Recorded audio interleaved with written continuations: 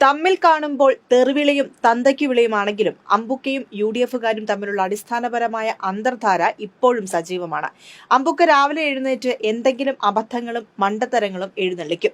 കോൺഗ്രസുകാരും ലീഗുകാരും അതെടുത്ത് അതേപോലെ പ്രചരിപ്പിക്കും. മണിക്കൂറുകളുടെ ഇടവേള പോലും കൊടുക്കാതെ സഖാക്കൾ അതെല്ലാം പൊളിച്ചടുക്കി കയ്യിൽ കൊടുക്കും. പൊളിഞ്ഞ കള്ളത്തെക്കുറിച്ച് അമ്പുക്കയോ കോൺഗ്രസുകാരോ പിന്നെ മിണ്ടില്ല. അടുത്ത ദിവസം വീണ്ടും അടുത്ത കള്ളവുമായി അമ്പുക്ക ഇറങ്ങും. ലീഗും കോൺഗ്രസും പിറകെ വെച്ചുപിടിക്കും. വൈകാതെ അതും പൊളിയും. പ്രചരിപ്പിച്ചവർ വീണ്ടും മാളത്തിലൊളിക്കും. നിലമ്പൂരിൽ പണ്ട് പ്രളയവും ഉരുൾപൊട്ടലും ഉണ്ടായപ്പോൾ സ്വരാജിനെ അവിടെ ഒന്നും കണ്ടില്ല എന്നായിരുന്നു അമ്പുക്കയുടെ ആരോപണം. സ്വരാജ് ആ സമയത്ത് അവിടെ വന്ന ഒരു ഫോട്ടോ എങ്കിലും കാണിച്ചു തരാമോ എന്നായിരുന്നു അമ്പുക്കയുടെ വെല്ലുവിളി. അമ്പുക്കയുടെ തന്നെ പഴയ FB പോസ്റ്റും അതിലെ ചിത്രങ്ങളും പുറത്തു വന്നതോടെ ഉത്തരം മുട്ടിയ അമ്പുക്ക വാ പൂട്ടി. അക്കാലത്ത് അമ്പുക്ക ഇട്ട പോസ്റ്റുകളിലെ ചിത്രങ്ങളിലെല്ലാം നിഴലുപോലെ സ്വരാജും കൂടെയുണ്ട്. മാത്രമല്ല താനും സ്വരാജും കൂടിയാണ് ഇവിടെ എല്ലാം സന്ദർശനം നടത്തുന്നതെന്ന് അമ്പുക്ക തന്നെ അതേ ചിത്രങ്ങളുടെ താഴെ വെണ്ടയ്ക്ക അക്ഷരത്തിൽ എഴുതി വച്ചിട്ടുമുണ്ട്. ഏറ്റവും ഒടുവിൽ ഇപ്പോൾ അമ്പുക്ക ചെന്ന് വീണിരിക്കുന്നത് ആന മണ്ടത്തരത്തിലാണ്. സഖാവ് VS അച്യുതാനന്ദനെ വെട്ടിനുറുക്കി പട്ടിക്കിട്ടുകൊടുക്കണമെന്ന് സ്വരാജ് പറഞ്ഞത്രേ.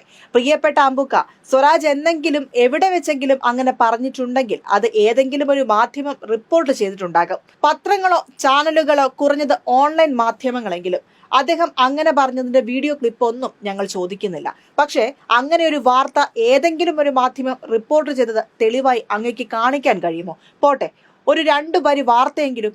കടുത്ത CPM വിരുദ്ധ മാധ്യമങ്ങൾ പോലും അങ്ങനെ ഒരു വാർത്ത എപ്പോഴെങ്കിലും കൊടുത്തതായി കാണിച്ചു തരാൻ അമ്പുക്ക നിങ്ങളെ ഞങ്ങൾ വെല്ലുവിളിക്കുന്നു. നിങ്ങളുടെ ഓരോ ആരോപണങ്ങളും ആട് പുല്ലു തിന്നുന്ന പോലെയാണ്. പോകുന്ന പോക്കിൽ ഓരോ ഇലയും കടിച്ചങ്ങ് നടന്നു പോകുന്നതല്ലാതെ ഒന്നും പൂർത്തിയാക്കില്ല. അതിലേക്ക് പിന്നീട് തിരിച്ചു വരികയുമില്ല. ഒരടിസ്ഥാനവും ബോധവും ഇല്ലാത്ത ആരോപണങ്ങൾ അയവിറക്കി സ്വന്തം വില കളയരുത് എന്ന് നിങ്ങളോട് പറഞ്ഞിട്ടും കഥയൊന്നുമില്ലെന്നറിയാം. സമീപകാലത്ത് ഒരു നോർമലായ മനുഷ്യന് ചിന്തിക്കാനോ പ്രവർത്തിക്കാനോ സംസാരിക്കാനോ പറ്റുന്ന രീതിയിലല്ല അങ്ങയുടെ പ്രവർത്തികൾ ഒന്നും. ഇപ്പോഴത്തെ താങ്കളുടെ നിലവാരം വെച്ച് നോക്കിയാൽ ശിഷ്ടകാലം താങ്കൾ ആ ചാലിയാറിന്റെ കരയിലെങ്ങാനും വല്ല പർണകുടീരവും കെട്ടി വിശ്രമ ജീവിതം നയിക്കുന്നതാവും നല്ലത്.